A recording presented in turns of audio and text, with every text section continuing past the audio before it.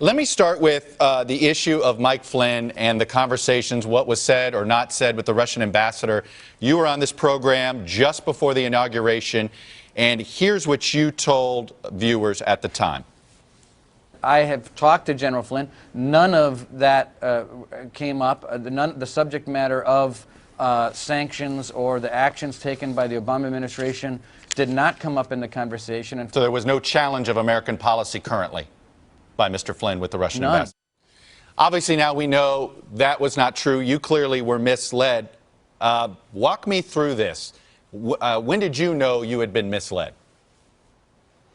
Sometime after January 27th. It was our legal counsel got a heads up from Sally Yates that something wasn't adding up with his story, and so then our legal department went into a review of the situation, and sometime after that, when Sally Yates refused to do her job as Attorney General, like 2 days later, we had to get rid of her.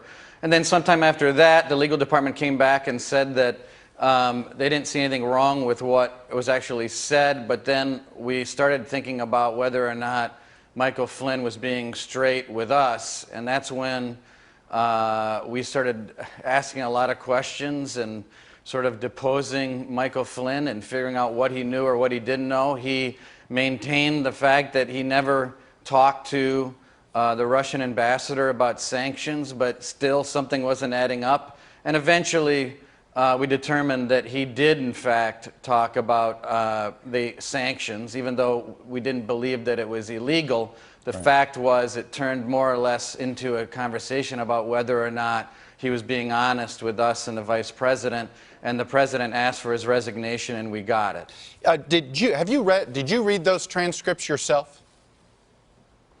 I can't answer that question, but I can assure you that I am fully aware of the situation, and we determined that he wasn't being straight with the vice president and others, and that's why we asked for his resignation. Why was there more than a week? Why did more than a week go by before the vice president was informed of this issue?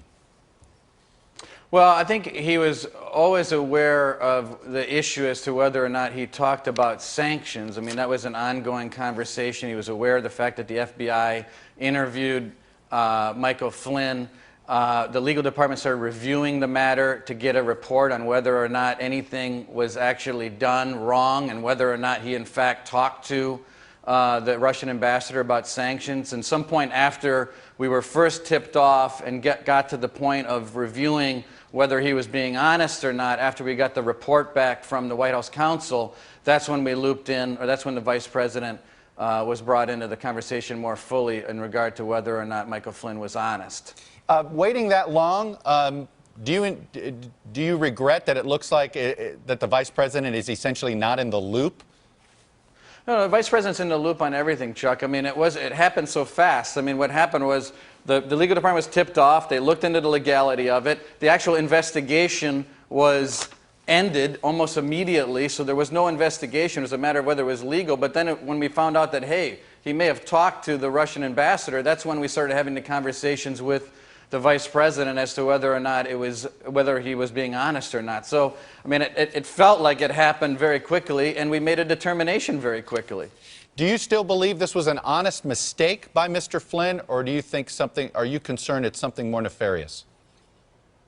No, I don't think he did. My view is, and I'm not an expert on, you know, the Logan Act, but I can just tell you that our legal department looked at it. My view is what he did wasn't illegal, like many other people have said, but it was the fact that he wasn't straight or honest, and I just found it hard to believe that you would have a conversation with the Russian ambassador and not remember it. So either way, either you don't remember or you weren't honest, either way it was an unsustainable place to be, and the president made a decisive decision to ask for his resignation, and he got it. But look, the fact of the matter is, in between all that time, the president got a lot of things done. Keystone, Dakota, we got out of TPP, we nominated Neil Gorsuch.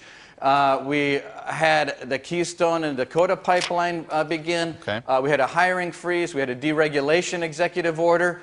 There were so many things that were also happening to the good, Chuck, that it would be nice to talk about some of the accomplishments which in 30 days have been remarkable. I'll give you some time to get to that, but I want to get back to Mr. Flynn.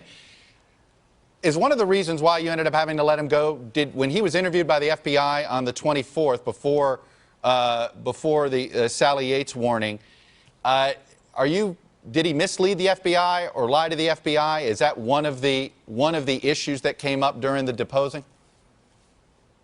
That's a different issue for the FBI to answer, Chuck. I mean, I'm just not in a position to answer. I certainly have talked about that issue with leadership at the FBI, but I'm not in a position to talk about that with you. But listen, we've talked about this. I think we've laid it out very clearly.